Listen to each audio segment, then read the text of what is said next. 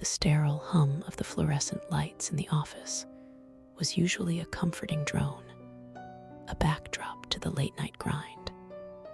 Tonight, however, it felt like a trapped insect, buzzing with an unnatural intensity.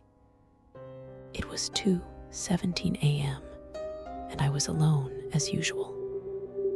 I worked the overnight audit for a sprawling financial firm, a job that paid well for the solitude and the quiet.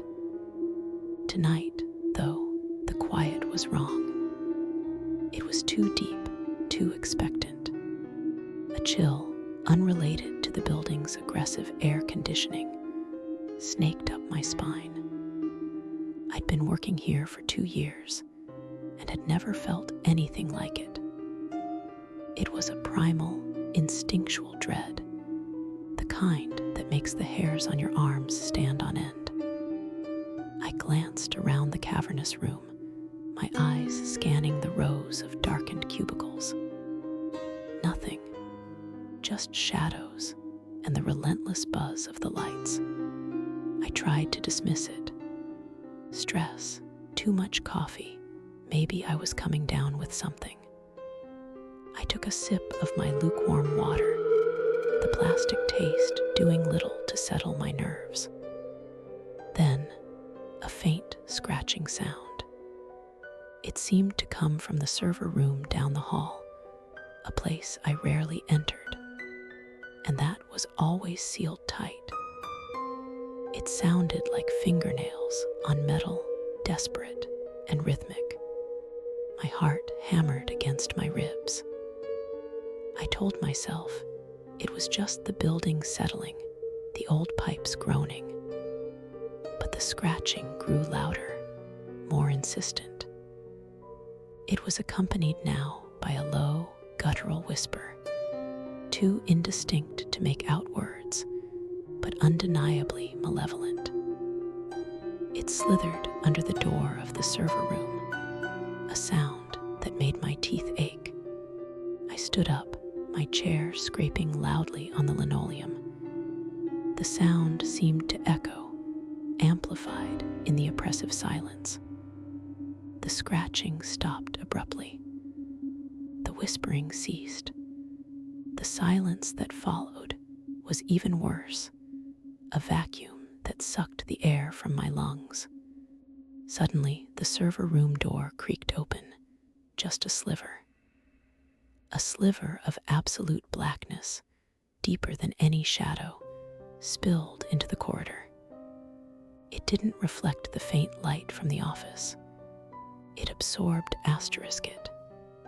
And from within that void, a single, pale, and impossibly long finger emerged, tapping lightly against the doorframe.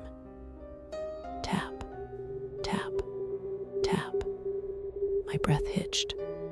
My hands, slick with sweat, fumbled for my phone. I needed to call someone, anyone. But my fingers felt numb, uncooperative. The tapping continued, faster now, more agitated. The blackness seemed to pulse, to breathe. I could feel it, a pressure in my skull, a suffocating weight. Then the finger retracted.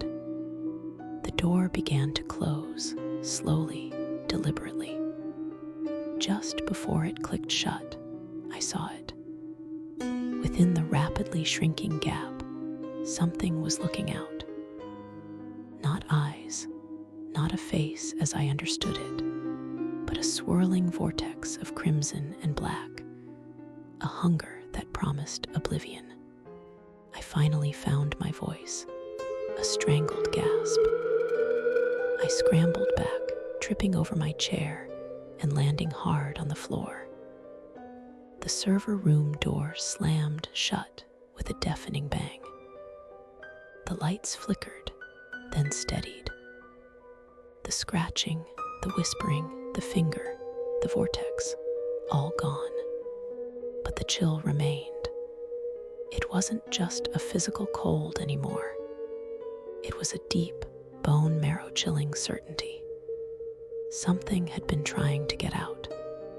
And tonight, it had almost succeeded.